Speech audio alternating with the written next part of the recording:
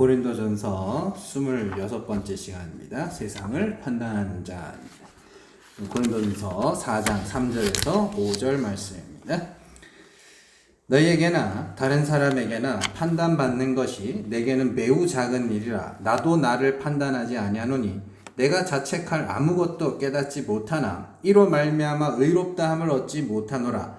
다만 나를 심판하실 이는 주시니라. 그러므로 때가 이르기 전 곧 주께서 오시기까지 아무것도 판단하지 말라. 그가 어둠에 감추인 것들을 드러내고 마음의 뜻을 나타내시리니 그때에 각 사람에게 하나님으로부터 칭찬이 있으리라. 아멘. 우리가 지난 시간에 하나님의 종으로서의 목회자 그리고 성도가 목회자에게 구해야 할 것이 무엇인지에 대하여 살펴봤습니다. 목회자를 주의 종이라고 하는 것은 주님 다음 가는 사람이나 혹은 예수 그리스도와 방불한 자로 대접해줘야 할 대상이 아니라 목회자를 자랑의 대상이나 예수님 다음 가는 사람이 아니라 그의 일꾼 정도로만 생각해줘 라는 뜻이라고 이야기를 했습니다. 과한 존경도 그렇다고 천대도 하지 말라는 이야기예요. 그러니까 보면 사람들이 중간이 없어요. 그냥 주의 종 뭐 그러면 막 그럴 때는 막 너무 막 진짜 막 예수님 다음 가는 사람처럼 막 우러러 보다가 또 그 주의 종이 아니라 그러면 막 에이 뭐 저랑 나랑 똑같은 사람 이렇게 하는데 그게 아니라 그냥 딱 그만큼의 필요한 만큼의 존경과 필요한 만큼의 그런 만만함. 예? 자, 또한 주의 종으로서 목회자는 하나님의 비밀, 만세전에 성경 안에 감추어 두셨던 예수 그리스도라는 비밀을 말해주는 자이고 성도들이 그에게 구해야 할 것은 믿음이다 라는 사실을 우리가 살펴봤습니다. 충성이라고 번역되어 있는데 여기서 충성이라는 단어 피스토스는 믿음이에요. 그래서 충성이라는 말은 그냥 뭐 열심히 출근하고 이런 충성이 아니라 믿음이에요. 그리스도의 복음, 예수의 십자가만 전하는 거예요. 사실 이런 내용들은요, 국어만 할 줄 알아도 그게 무슨 말인지 알 수 있어요. 물론 원어의 의미를 살리지 못한 해석들이 꽤 있습니다. 그러나 그런 것들은 사전을 찾아보면 얼마든지 바로 잡을 수 있는 내용이고 대부분의 내용들은 국어만 잘해도 얼마든지 알 수 있는 내용이에요. 그러면 왜 그렇게 사람들이 이단에 빠지고 그러느냐? 성경을 안 봐요. 그리고 성경을 보는 방식이 너무 잘못됐어요.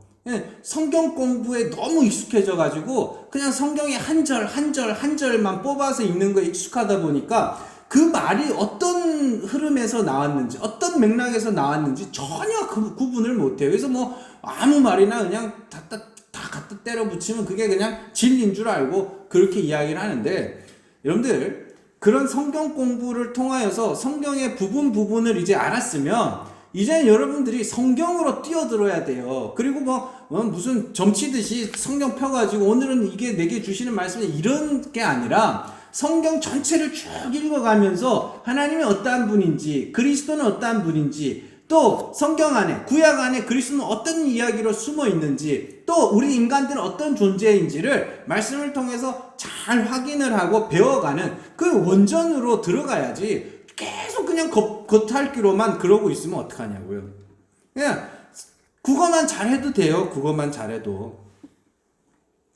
자, 바울이 1장부터 계속해서 너희는 사람을 자랑하지 말고 예수 그리스도를 자랑하라는 말을 4장까지 끌고 오면서 우리는 너희가 자랑해야 될 대상이 아니라 우리에게서 예수 그리스도에 대하여 배우고 그를 자랑하는 자가 되어야 한다라는 이야기를 계속 반복해서 그냥 여러 가지 모양으로 하고 있는 거예요. 그렇게 바울은 자신을 그리스도의 일꾼으로 하나님의 비밀, 곧 하나님께서 성경과 역사 속에 감춰두셨던 예수 그리스도를 가르치는 자로 여겨달라고 하면서 바울 자신은 판단받는 것이 매우 작은 일이다 이렇게 이야기를 합니다. 또한 바울은 자신을 자책할 아무것도 나는 깨닫지 못했다 이렇게 이야기를 해요. 이런 말씀들을 읽으면서 우리는 너무 쉽게 바울이 얼마나 깨끗한 삶을 살았으면 이렇게 나는 자책할 게 아무것도 없다라는 이야기를 하겠냐, 그렇게 가르칠 수 있지만 절대 지금 그런 이야기를 하는 게 아닙니다. 이런 말씀들을 우리가 잘 읽으셔야 돼요. 성경 곳곳에서 우리가 보는 바와 같이 바울은 늘 자책하면서 살던 사람입니다. 로마서 7장 24절입니다. 오호라 나는 곤고한 사람이로다. 이 사망의 몸에서 누가 나를 건져내랴? 고린도전서 15장 8절 맨 나중에 만삭되지 못하여 난 자 같은 내게도 보이셨느냐. 사도 바울이 자신을 만삭되어 나지 못한 자 무질이라고 그러는 거예요. 에베소서 3장 8절 모든 성도 중에 지극히 작은 자보다 더 작은 나에게, 그죠? 이 은혜를 주신 것은 측량할 수 없는 그리스도의 풍성함을 이방인에게 전하게 하시고, 이렇게 나 자기를 어떻게 그래? 모든 성도들 중에 가장 작은 자보다 더 작은 자. 디모데전서 1장 15절 미쁘다 모든 사람이 받을 만한 이 말이요 그리스도 예수께서 죄인을 구원하시려고 세상에 임하셨도다. 어떻게 해요? 죄인 중에 내가 괴순이라. 자기가 죄인 중에 괴수래요. 보세요. 사도 바울이 나는 사망의 몸이야. 나는 만삭되어 나지 못한 모질이야. 나는 지극히 작은 자보다 제일 작은 자야. 제일 보잘것없는 자야. 나는 죄인 중에 괴수야. 이게 뭐예요? 그럼 사도 바울은 오늘 말씀에는 나는 자책할 아무것도 깨닫지 못했다 그랬는데 늘 자책하냐. 특히 이거 디모데전서 같은 경우에는요. 이거 죽기 얼마 전에 쓴 거거든요. 노년의 바울이. 그때까지 바울은 자신을 죄인 중에 괴수라 부르면서 그렇게 자신을 자책하며 비하하며 살았던 바울입니다. 그런데 오늘 말씀에서는 나는 자책할 아무것도 깨닫지 못했다 이렇게 이야기를 하고 있어요. 그러면 바울은 어떤 의미에서 이런 자신감을 비치는 걸까요? 늘 자책하며 살던 바울이 왜 그렇게 나는 자책할 아무것도 깨닫지 못했다고 그러느냐? 여러분들, 앞서 바울은 자신의 사역에 대해서 여러 가지로 설명했어요. 고린도전서 1장 23절에서 24절 우리는 십자가에 못 박힌 그리스도를 전하니 유대인에게는 거리끼는 것이요 이방인에게는 미련한 것이로되 오직 부르심을 받은 자들에게는 유대인이나 헬라인이나 그리스도는 하나님의 능력이요 하나님의 지혜니라. 바울이 뭐 하는 자라 그래요? 우리는 십자가에 못 박힌 그리스도를 전하는 자들이다. 이렇게 이야기를 하죠. 2장 2절 내가 너희 중에서 예수 그리스도와 그가 십자가에 못 박히신 것 외에는 아무것도 알지 아니하기로 작정하였습니다. 보세요.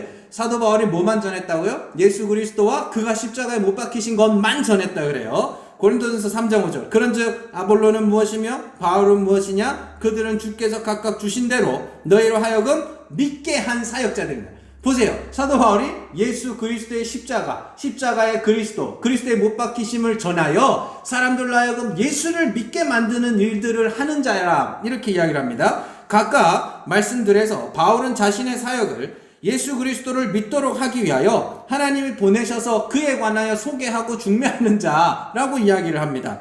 그렇게 하나님의 비밀인 그리스도로 말미암아 구원에 대하여 말하는 하나님의 일꾼으로서 자신은 지금까지 오직 예수 그리스도의 십자가를 전하였기 때문에 그런 사역자적 측면에서 무슨 말인지 아시겠어요? 사역자의 그 기능적 측면에서 나는 자책할 게 없다 그렇게 이야기합니다.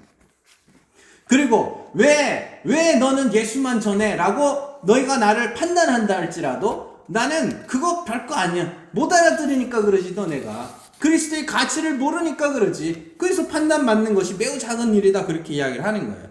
그러니까 단순히 자신의 인격과 성품이 훌륭하여서 나는 자책할 걸 못 느낀다는 이야기가 아니라 그런 부분에서는 늘 자책하면서 살았다니까요.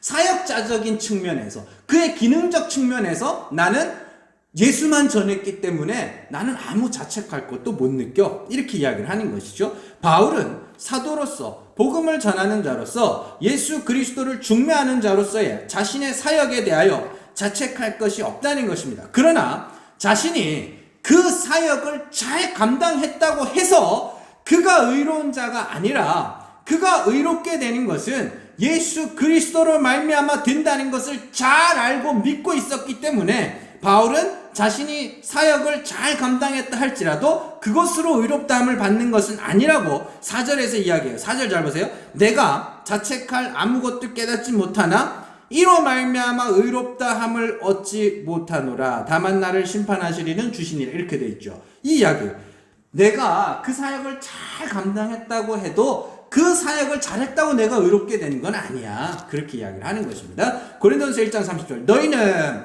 하나님으로부터 나서 그리스도 예수 안에 있고 예수는 하나님으로부터 나와서 우리에게 지혜와 의로움과 거룩함과 구원함이 되셨으니 아멘. 이 이야기예요. 바울이 말하는 게 무슨 의도인지를 잘 아셔야 돼요.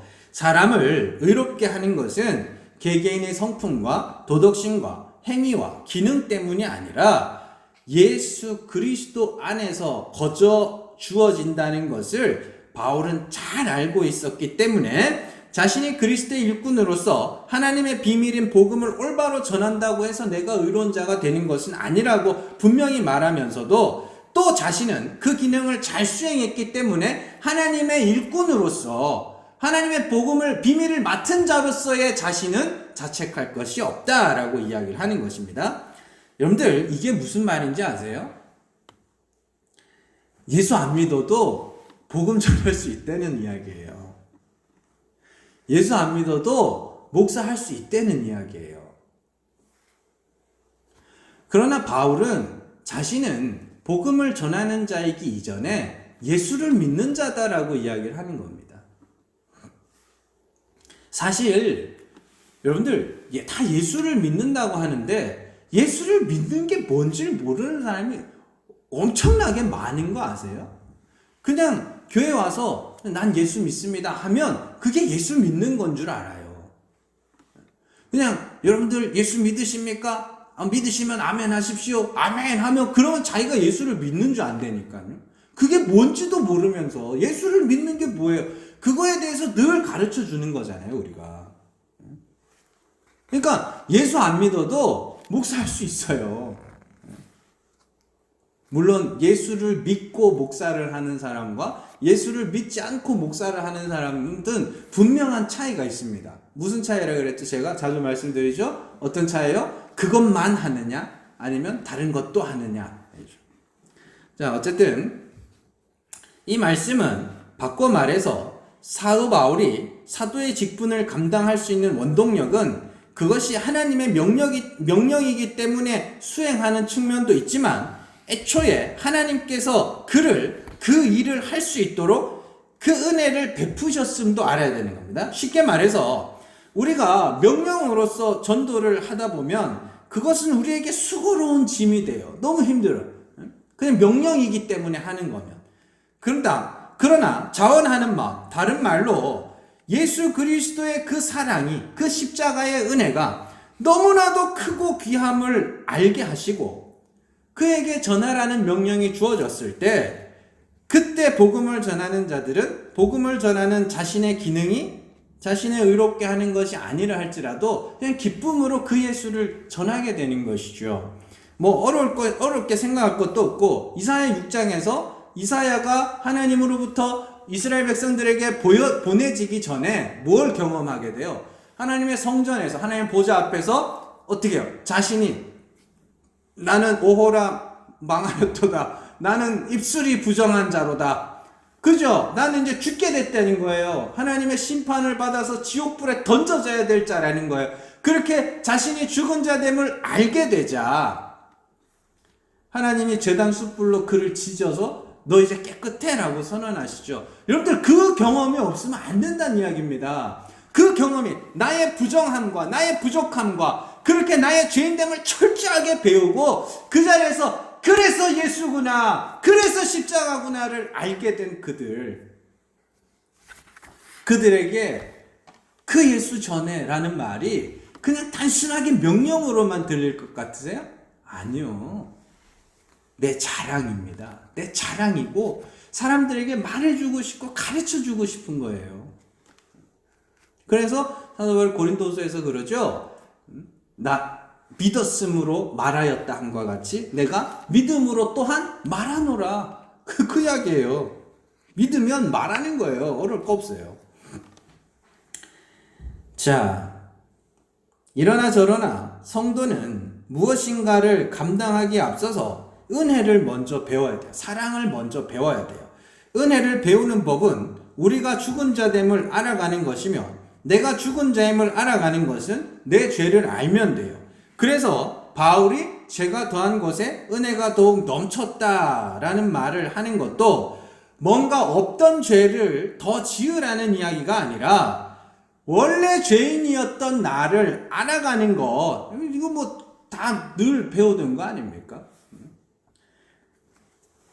원래 내 죄를 알아가면서 그 죄를 사하신 하나님의 은혜와 그리스도의 십자가가 우리 안에서 더욱더 귀하여져 가는 겁니다. 이건 제 이야기가 아니에요. 그것을 그렇게 내 죄의 크기, 내 안에 그 썩은 것, 내 안에 더러운 것들을 보고 또 보고 그렇게 알아가면 알아갈수록 그걸 그냥 영단번에 완전히 깨끗하게 해버리신 예수 그리스도의 사랑이 점점 커져가는 거예요.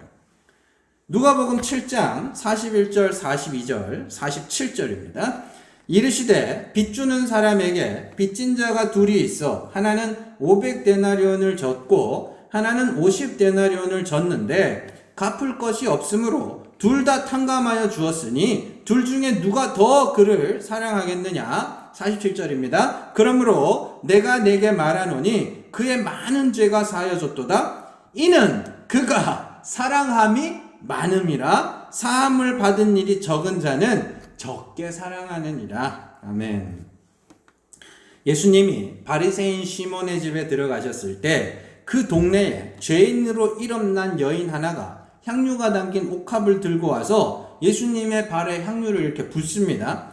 그때 사람들이 막 수군대면서 예수님을 보고 뭐라 하냐면 저 사람이 선지자라면 저 여자가 죄인인 걸 알았을 거야. 이게 뭐 비아냥거리는 거죠. 어떻게 선지자라는 양반이 죄인들을 가까이 할 수 있어. 이렇게 비아냥거리는 겁니다. 그때 예수님이 사람들을 향하여 비유로 말씀하신 거예요. 자, 빚진 자들이 이렇게 있는데 어떤 사람은 50데나리온을 탕감받았고 다 탕감을 해주는 거예요. 용서해주는 거죠. 다 없는 걸로 해주는 거예요. 50데나리온을 탕감받았고 어떤 사람은 500데나리온을 탕감받았어요. 그러면 누가 더 사랑하겠느냐는 거예요. 그러면서 47절에 뭐라 그래요? 많이 사함을 받은 사람일수록 더 많이 사랑하지. 그렇게 이야기해요. 그럼 뭐예요? 우리가 내 죄를 얼만큼 아느냐에 따라 그리스도의 사랑이 얼마나 큰지가 우리 안에서 이렇게 깨달아져 가는 것이죠. 하나님께서 그걸 알지 못하면 예수 믿고 구원받았습니다 하는 말에는 시큰둥 하면서 하나님이 돈도 주고요, 집도 주고요, 차도 주고요, 아내도 주고요, 뭐 이런 거 하면, 그러니까 뭔가 자꾸 주면 그냥 하나님 날 사랑하시는 거 이렇게 착각하는데 성경은 그런 이야기 아닙니다. 성경은요, 그리스도께서 영단번에 완전한 제사로 우리의 죄를 도말하셨다고 하죠. 싹 다 없애버렸어요. 완전히 죄를 다 사하셨다고요. 그런데 어떻게 해요? 네가 사함받은 그 죄의 크기가 얼마나 큰지를 알으려는 거예요. 그래서 사도 바울이 일생 동안 그렇게 자기 자신을 어떻게 해요? 자책하며 산 거예요. 그래서 늘 자신의 그 죄를 자책하는 거기에 늘 붙어 다니게, 그러므로 내가 그리스도 예수로 말미암아 감사하노라. 예수께서 죄인을 위하여 오셨도다. 그래서 나는 죄인 중에 예수다. 그게 뭔 말이에요? 나는 그 누구보다 예수 그리스도의 사랑을 많이 받은 자예요. 예수님이 그에게 뭐 해준 것도 없어요. 아니, 아예 예수님 만나고 나서 바울의 인생은 개고생, 생고생 그렇게 살았는데, 사도 바울은 자신의 죄를 알아가면서 자신의 죄의 크기를 알아가면 알아갈수록, 자신의 그 불가능함을 알아가면 알아갈수록, 자신의 불의함을 알아가면 알아갈수록 그 안에서 어떻게 해요? 그 사랑이 너무나도 커져가는 거고, 그래서 그가 굳이 명령이 아니라 할지라도 예수님이 뭐 하나님이 그렇게 시켰어요? 네 목숨 다하여서 내 사랑하라고? 아니죠. 내가 목숨을 다한다 할지라도 그리스도의 복음을 전하는 일에 내가 다 내 헌신할 거야. 그건 하나님이 그렇게 만들어 가시는 거예요. 사도 바울이 대단한 사람이라서 그렇게 뭐 대단한 그런 걸 한 게 아니란 말입니다. 그러니까 이 은혜가, 이 사랑을 알지 못하는 자들은 그냥 그런 일들, 전도하세요 그러면 그 전도를 통해서 자기 자랑으로, 자기 공로로 삼고, 뭘 시켜도 다 자기 자랑으로 삼아요. 그러나 그 은혜를 아는 자들은 어떻게 해요? 누가복음에 나오죠. 마땅히 할 일을 했을 뿐입니다. 주의 종신이 마땅히 할 일을 한 거죠. 뭐 이렇게 되는 거죠. 그리스도를 사랑한다는 것은 우리가 뭔가를 내놓고 막 갖다 드리는 그런 사랑이 아니라 내가 얼마나 큰 사랑을 받았느냐를 아는 거예요. 우리가 잘 알잖아요. 주는 사랑이 있으면 받는 사랑이 있어요. 그리스도께서 우리를 섬겨주시잖아요. 그럼 우리는 그리스도의 섬김을 받아야 되는 거죠. 예수 그리스도의 섬김이 뭐예요? 십자가에서 대속물로 내어주시는 그 섬김이죠. 우리를 사랑해 주시는 거예요. 그게. 그렇게 그리스도께서 대속물로 자신을 내어주셨으면 우리는 뭐 해야 돼요? 잘 받아야 돼요. 그리고 그 대속의 그 사랑이 얼마나 큰지를 배워가는 거예요. 우리 인생을 통해서 뭔가 특별한 존재가 되고 안 되고는 그 차후의 문제고, 그 사랑을 여러분들이 아시냐고요. 그 사랑의 크기를 배우고 계시냐고요. 그래서 성도는 날마다 자신의 죄와 허물을 보고, 그래서 예수를 믿고 난 다음에도 변화하지 못하고 중독에서 헤어나지도 못하고 못된 습관도 끊지 못하고 여전히 나만을 위해 살아가면서 그 와중에 그럴듯한 행위들로 자신을 위장하는 그런 취약한 자신의 실체를 발견하는 과정을 겪는 거예요. 그렇게 겉사람인 나의 부족함과 연약함을 알아갈수록 그런 나를 구원하신, 그런 나를 위하여 십자가에 오르신 속사람 예수 그리스도가 날로 더욱 새로워져서 더 귀하여지고 더 자랑하게 되는 겁니다. 그러한 성령의 인도하심 아래 그리스도로부터 받은 사랑의 크기를 배운 자들에게 하나님의 복음을 전하라는 명령이 주어질 때 과연 그 명령이 짐으로만 여겨질까요? 혹은 그 일을 했다고 내가 하나님 앞에 이렇게 자랑할 것이 많은 자라 스스로 자부할 수 있을까요? 그래서 바울이 그리스도의 일꾼으로서의 자신의 기능으로서는 자책할 것이 없지만 그것을 했다고 내가 의롭게 되는 건 아니야. 그것을 행한다고 내가 의로워지는 건 아니야. 나는 그리스도를 말미암아 의로워지는 자야 라고 이야기를 하는 것이며, 동시에 나를 심판하시리, 다른 말로 나를 판단하시리는 하나님이시지 라는 말을 하는 거예요. 여러분들 혹시나 해서 말씀드리지만 오늘 본문의 판단, 심판이라는 단어는 아나크리노라는 단어인데 다 같은 단어예요. 다 재판, 판단이라는 단어입니다. 그러면서 때가 이르기 전 곧 주께서 오시기까지 아무것도 판단하지 말라 그래요. 여기서 판단은 사람의 의와 거룩과 지혜와 구원에 대한 판단입니다. 쉽게 말해서 너희에게 주께서 오실 때인데 그 전까지는 아무도 판단하지 말란 소리예요. 왜냐하면 그리스도 예수께서 오셔서 어둠에 감추인 것들을 드러내고 마음의 뜻을 나타내실 것이기 때문이다 라는 이야기입니다. 이상한 말이에요. 이 말씀은 장차 마지막에 예수님이 오셔서 그때 어둠에 감추인 것들을 드러나고 마음의 뜻을 나타내실 것이기 때문에 너희는 아무도 판단하면 안 돼, 그런 이야기를 하는 것 같지만 말씀은 그런 이야기가 아닙니다. 성도들에게 예수께서 임하실 때 일어날 일들에 대한 이야기예요. 한번 보세요. 자, 먼저 고린도전서 6장 2절입니다. 성도가 세상을 판단할 것을 너희가 알지 못하느냐? 세상도 너희에게 판단을 받겠거든 지극히 작은 일 판단하기를 감당하지 못하겠느냐? 이렇게 돼 있어요. 잘 보세요. 아무것도 판단하지 말라는 바울이 6장에서는 세상을 판단하는 자들이라고 그래요. 그러니까 오늘 말씀 4장에서는 아무것도 주께서 오시기까지 아무도 판단하지 말라 그러잖아요. 근데 6장에서는 너희는 세상을 판단하는 자라 그러잖아요. 그렇죠? 그러면 이게 서로 모순된 거 아닙니까? 그러면 여기서 바울이 말하는 것은 장차 그리스도께서 성도들에게 임하실 것인데 그때가 되면 성도들이 세상을 판단할 수 있게 될 거라는 이야기입니다. 어떻게 그런 일들이 일어나는지 한번 볼게요. 자, 성경은 우리 안에 그리스도가 있다, 너희 안에 그리스도가 있다 라고 자주 이야기를 합니다. 그 말은 어느 시점에 그리스도께서 임하였다는 이야기죠.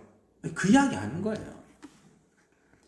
어느 시점에 그리스도께서 임하셨다는 거예요. 그러면 그리스도께서 우리 안에 오신 그 시점이 언제냐? 구원파들은 그래서 몇 년, 몇 월, 며칠에 중생을 받았느냐, 거듭났냐, 그런 거 묻는데 그런 이야기가 아닙니다. 십자가에 못 박히신 그리스도에 대하여 듣고 성령이 우리 안에 역사하여 우리가 그리스도로 말미암아 죄사함을 받아야 하는 죄인임을 깨닫게 되었을 때 그때를 그리스도께서 우리 안에 임하셨다라고 이야기를 하는 거예요. 그때 어떤 일들이 일어난다 그래요? 어둠에 감추인 것들이 드러나고 우리 마음의 뜻을 나타내실 것이라고 합니다.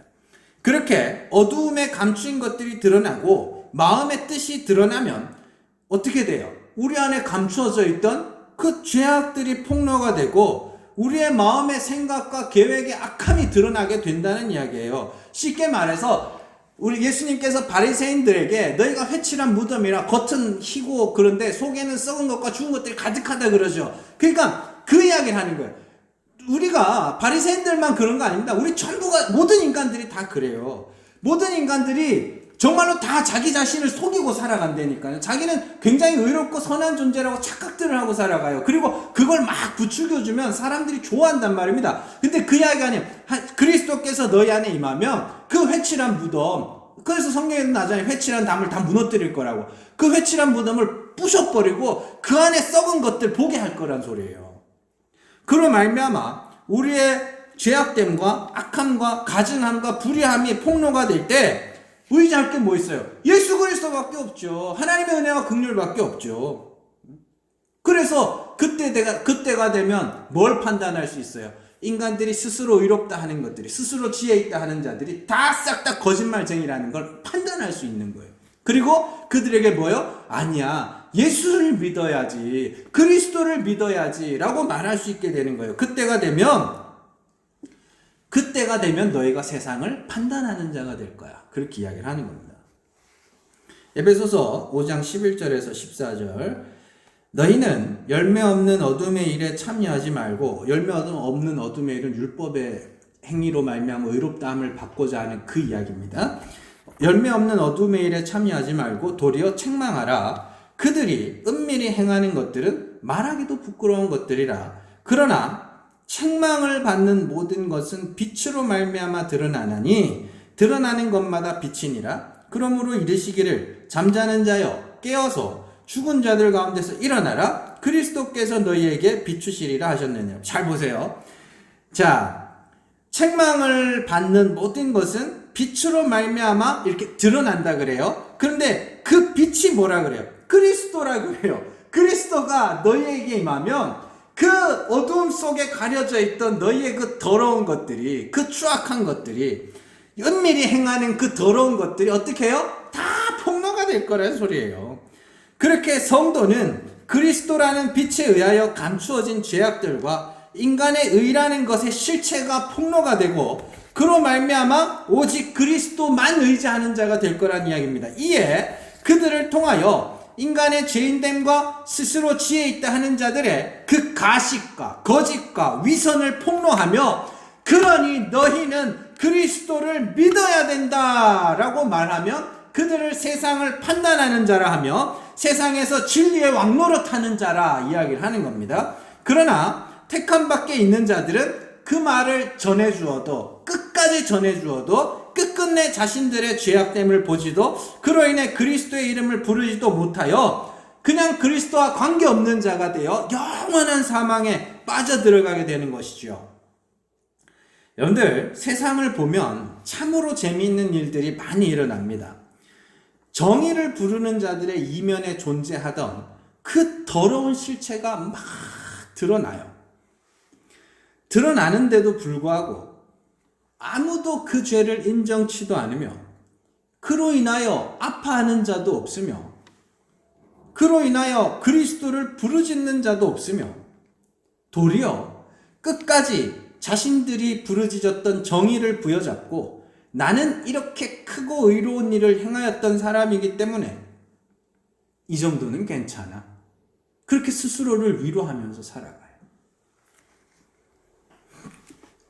교회 안에서도 이런저런 일들 해놓고 그것으로 마치 자기가 대단한 존재가 된 것처럼 떠돌리고 다니는 사람들이 부지기수고 이제는 아예 그런 상도들을 찍어내는 공장처럼 보여요. 그러니까 아무도 자기의 죄와 허물로 말미암아 애통해하는 자가 찾아보기가 힘들어요. 그 와중에 여기 나와서 그러고 있는 여러분들이 대단하신 것이죠. 여러분들 착각하지 마세요. 어둠에 감추어 있던 여러분들의 실체를 똑바로 본 적이 있으십니까? 그래서 그런 자기 자신으로 말미암아 자신에 대하여 실망하고 하나님 앞에 하나님 나 진짜 왜 이것밖에 안 되는 자일까요? 그렇게 고민하며 애통해 본 적이 있습니까? 그런 경험이 있는 자, 그리고 그런 성령의 인도하심 아래 살아가는 자들은 절대 뭔가 했다고 자신을 높일 수가 없어요. 그러나 하나님의 살아계심과 그분의 심판과 구원을 아는 자들은 그 앞에서 말할 수 없는 탄식과 애통함으로 나는 죄인이로소이다를 연신 외치며 내가 의지할 것은 그리스도요 내가 찬송하리는 하나님이며 나의 자랑은 오직 그리스도밖에 없음을 선포하는 자로 살아가게 돼요. 그게 여러분들 이 일들이 그냥 어떤 목회자나 사도 바울이나 그런 사람들에게만 일어날 거라고 생각하지 마세요. 여러분들에게 반드시 일어나야 되는 일이에요. 여러분들 정직한 영이 새롭게 되기를 원합니다. 하나님은 업신여김을 받지 않으시며 우리의 마음의 생각과 계획의 악함도 아시며 우리의 핑계와 변명에 속지도 않으세요. 요한일서 1장에서 사도 요한은 진리가 그 속에 있는 자는 자신의 죄 있음을 시인하게 될 것이며 그로 말미암아 그리스도와 사귐이 있어 그 죄가 사함을 받게 될 것이지만 죄 없다 하는 이들은 하나님을 거짓말하는 이로 만드는 것이라고 이야기합니다. 하나님이 어둠에 감추인 것들을 드러내실 때 그리스도의 십자가로 나아가서 거기서 주의 이름을 부르는 자가 되시기를 바랍니다.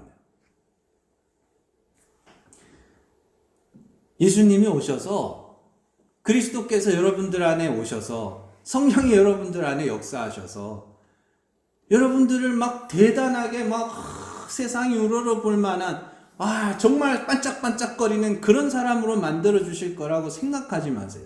성령은 여러분들 안에서 여러분들을 철저하게 죽여내시고 그리스도로 말미암아 부활하게 하는, 오직 예수만 의지하게 하는, 오직 하나님의 은혜만을 소망하게 하는 자로 만드셔요. 그래야 이 사람들이 천국에 가는 거거든요.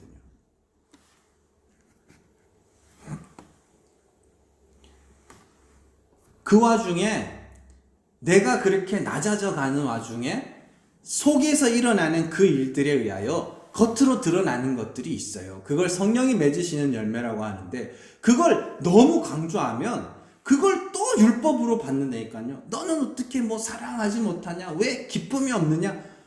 그런 헛소리들 하지 마시고 진짜 먼저 시작이 어디서부터 로마서 12장에서 바울이 변화가 어디서 시작된다고 해요? 변화가 마음에서 마음이 변화를 받고 이러잖아요. 그 속에서부터 그 일들이 일어나야 된다니까요. 나에 대한 자인식이 변화가 돼야 된다니까요. 그래서 나는 괜찮은 자고 나는 꽤나 훌륭한 자라고 착각하며 살아가던 자들이 이제 거기서부터 자신의 현실들을 보기 시작하는 겁니다. 마땅히 멸해야 할 죄인으로 자신을 인식하기 시작하고 거기서 그래서 예수의 십자가구나, 그래서 하나님의 은혜구나를 알게 되면 그게 그 사람들의 마음이 변화가 시작된 거예요. 그게 있냐고요. 그걸 지켜야 된다고요. 평생 동안. 그리고 그 십자가를 통하여 내 죄와 허물이 예수 그리스도의 십자가에 못 박았음을, 예수 그리스도를 십자가에 못 박았음을 알게 되었으면 거기서 그 사랑을 세상에 선포하는 자들이 되시기를 바랍니다. 그리고 그 복음이 선포될 때에 택하신 자들은 듣고 믿고 부르게 될 것이고 택함 밖에 있는 자들은 전한 자들을 박해하며 멸시하며 비방하며 공격하게 될 것입니다.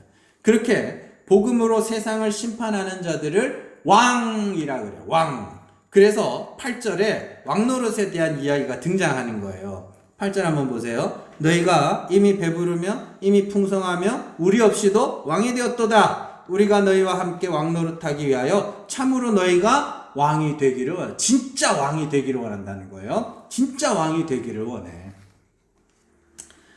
이 일들이 날마다 반복되는 것입니다. 그것이 성도의 신앙생활이며 그 일을 날마다 겪는 이들을 통하여 하나님의 복음이 세상에 증거되는 것이죠. 이렇게 내적으로 자신의 추악함이 스스로에게 폭로되면서 그리스도의 사랑의 크기를 알아가며, 그죠? 내가 사함받은 죄의 크기를 알수록 어떻게 해요? 그리스도의 사랑이 우리 안에서 커져가는 것이고, 그 사랑의 크기를 알아가면 알아갈수록 그리스도가 우리의 자랑으로, 찬송으로, 감사로 우리 입술을 통하여 퍼져나가는 것입니다.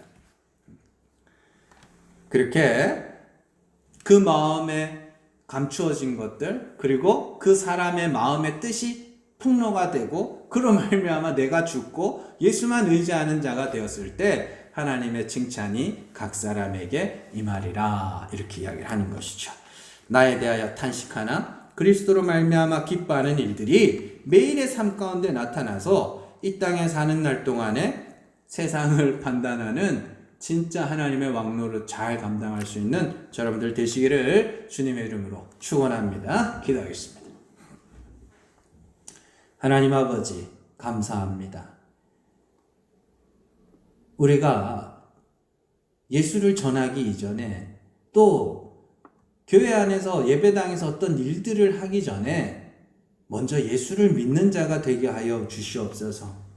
성령께서 우리 안에 역사하셔서 우리 마음에 감추인 것들과 또 우리의 마음의 생각과 뜻을 드러내셔서 정말로 하나님 앞에 내놓을 것 아무것도 없는 죽은 자임을 깨닫게 하시고, 그 자리에서 생명 되신 예수 그리스도만을 의지하게 하시고, 그로 말미암아 그리스도의 사랑을 깨달아 내가 받은 사랑의 크기만큼 많은 이들에게 그리스도의 복음을 증거하며 예수 이름을 선포하며 살아가는 하나님의 왕노릇 하는 주의 백성들 될 수 있도록 인도하여 주시옵소서. 예수님 이름으로 기도드립니다. 아멘.